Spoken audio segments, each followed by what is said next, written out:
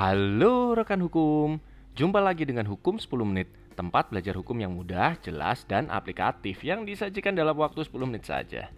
Pada kesempatan ini kita akan membahas tentang perselisihan hubungan industrial bagian yang kedua.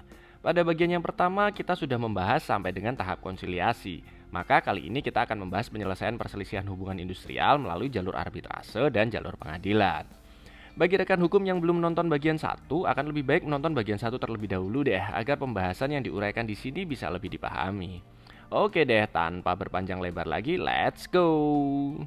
Sebelum lebih jauh membahas tentang arbitrase, perlu kita ketahui kalau penyelesaian secara arbitrase ini hanya bisa dilakukan terhadap sengketa kepentingan dan sengketa antar serikat pekerja dalam satu perusahaan.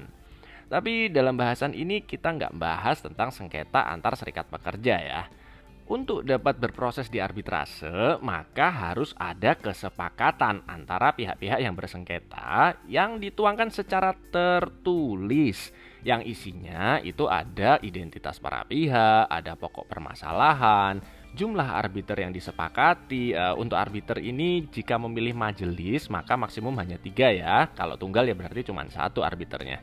Kemudian ada pernyataan untuk tunduk pada putusan arbitrase, kemudian ada tempat dan tanggal pembuatan surat dan tanda tangan para pihak.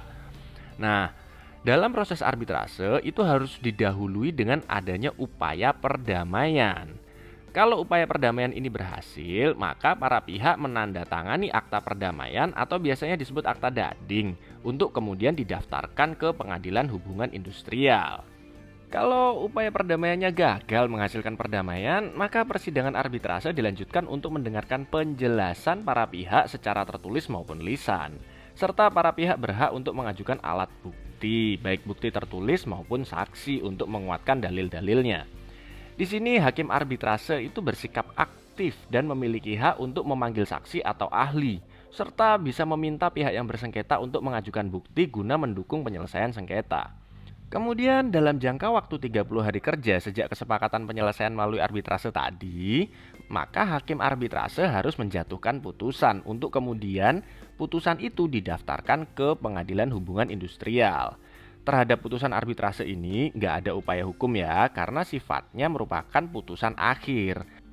Tapi kalau ditemui adanya kecurangan atau ketidaksesuaian dengan peraturan perundang-undangan, maka dalam jangka waktu 30 hari kerja sejak putusan arbitrase ini bisa dimintakan pembatalan di Mahkamah Agung. Nah, itu tadi semua adalah proses penyelesaian perselisihan hubungan industrial melalui jalur arbitrase. Kalau para pihak nggak sepakat penyelesaiannya melalui jalur arbitrase, maka setiap permasalahan yang belum diselesaikan pada tahap mediasi atau konsiliasi bisa dilanjutkan ke pengadilan hubungan industrial. Untuk bersidang di pengadilan hubungan industrial, kita harus paham kalau putusan pengadilan hubungan industrial terhadap permasalahan tentang perselisihan hak sifatnya adalah putusan tingkat pertama. Kalau menyelesaikan perselisihan kepentingan, maka sifat putusan pengadilan hubungan industrial adalah tingkat pertama dan terakhir. Sedangkan kalau sengketanya merupakan perselisihan pemutusan hubungan kerja, maka putusan pengadilan hubungan industrial itu memutus dalam tingkat pertama saja. Perbedaan tingkat pertama dan terakhir di sini adalah kalau tingkat pertama berarti ada upaya hukum yang bisa dilakukan kalau ada pihak yang tidak puas dengan putusan PHI. Sedangkan tingkat terakhir berarti tidak ada upaya hukum lagi yang bisa dilakukan kalau perkara sudah diputus. Oke, selanjutnya kita langsung masuk ke proses hukum acara di PHI ini ya. PHI itu pengadilan hubungan industrial ya. Kayaknya Mimin Hukum belum nyebut tadi di awal. Proses hukum acara di PHI ini dimulai dari pengajuan gugatan oleh salah satu pihak dengan dilampiri risalah mediasi atau konsiliasi yang sudah dijalani oleh para pihak. Kemudian dalam hukum acara PHI itu ada proses dismissal procedure, yaitu pemeriksaan gugatan oleh hakim. Jadi kalau gugatannya acak adut atau nggak benar atau tidak tepat, akan diberikan arahan oleh hakim untuk dibetulkan. Enak kan? Jadi gugatan yang kita ajukan harusnya nggak ada cacat formil.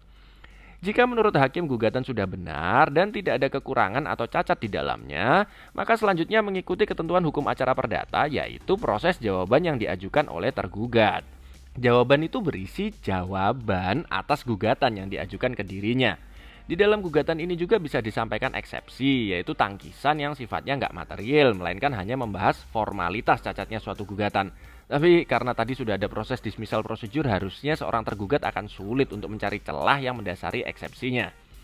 Selain eksepsi, pada jawaban pertama juga bisa disertakan gugatan rekonvensi, yaitu gugatan balik yang diajukan oleh tergugat untuk menyerang balik si penggugat asal tadi dalam perkara atau peristiwa yang sama ya tapinya.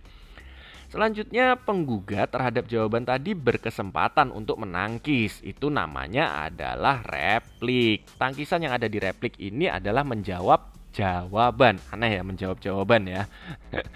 Serta kalau ada gugatan rekonvensi atau gugatan balik, bisa dijawab di dalam replik ini. Terhadap replik yang sudah dikeluarkan oleh penggugat ini, maka tergugat mempunyai hak untuk menjawab. Dokumennya namanya adalah duplik. Setelah proses jawab-menjawab ini terlampaui, maka masing-masing pihak akan dibebani oleh suatu proses lagi, namanya adalah tahap pembuktian. Tahap pembuktian ini adalah untuk membuktikan dalil-dalil yang sudah mereka uraikan di tahap surat-suratan tadi.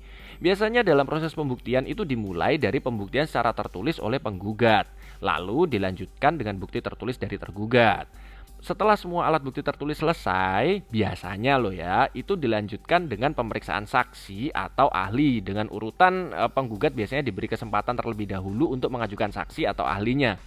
Dan setelah semua saksi atau ahli dari penggugat selesai diperiksa, baru tergugat punya kesempatan untuk mengajukan saksi atau ahlinya. Ini biasanya ya, karena semua prosedurnya itu terserah hakim yang memeriksa, bisa beda-beda. Tapi umumnya seperti itu. Lalu setelah tahap pembuktian ini selesai, para pihak diberi kesempatan untuk menyampaikan kesimpulan terhadap kasus ini dari pandangan mereka masing-masing. Kesimpulan ini sebenarnya nggak wajib ya, tapi sayang banget kalau kita lewatkan kesempatannya. Karena dengan kita menyampaikan kesimpulan, kita bisa menyampaikan pemikiran kita terhadap proses perkara yang sedang dijalani. Dan juga untuk memudahkan hakim mengambil putusan. Nah, setelah tahap kesimpulan ini selesai, maka hakim akan menjatuhkan suatu putusan yang didasarkan pada pemeriksaan perkara yang sudah dilalui. Terhadap putusan yang sudah dijatuhkan oleh hakim ini, maka apabila perkara itu adalah perselisihan hak atau perselisihan PHK terhadap putusan PHI ini, kalau nggak setuju ya, bisa diajukan kasasi dalam jangka waktu 14 hari kerja terhitung sejak putusan diketahui resmi oleh pihak yang bersengketa. Kasasi ini karakternya adalah iudex iuris, artinya di dalam proses kasasi kita tidak lagi membahas fakta-fakta, tapi kita hanya membahas tentang aturan-aturan hukum. Jadi yang diserang adalah aturan hukum yang tidak dilaksanakan oleh hakim pada pengadilan hubungan industrial tadi, karena kasasi ini diperiksa oleh Mahkamah Agung. Nah, ini kok kasasi ya, kok bukan banding namanya. Dalam perkara PHI itu nggak ada proses banding, atau di dalam pengadilan hubungan industrial tidak dikenal adanya pengadilan tinggi. Jadi setelah pengadilan hubungan industrial langsung loncat ke kasasi di Mahkamah Agung. Setelah permohonan kasasi tadi diajukan melalui pengadilan hubungan industrial, daftarnya lewat PHI ya, bukan langsung ke Mahkamah Agung di Jakarta. Maka selanjutnya dalam jangka waktu 14 hari, pemohon kasasi itu wajib memberikan memori kasasi yang untuk kemudian oleh termohon kasasi itu ditanggapi dalam dokumen yang bernama kontra memori kasasi. Dan setelah melalui pemeriksaan di Mahkamah Agung akan dijatuhkan putusan. Dalam hal ini putusan kasasi sifatnya itu adalah final ya, jadi bisa langsung dieksekusi. Nggak ada lagi upaya hukum yang dapat diajukan terhadap putusan ini. Nah, itu tadi semua adalah alur proses hukum acara di penyelesaian perselisihan hubungan industrial. Mungkin ada rekan hukum yang bingung dengan istilah-istilah di video kali ini. Misalnya adalah istilah gugatan, eksepsi, rekonvensi, dan istilah-istilah lain yang pokoknya hukum banget deh.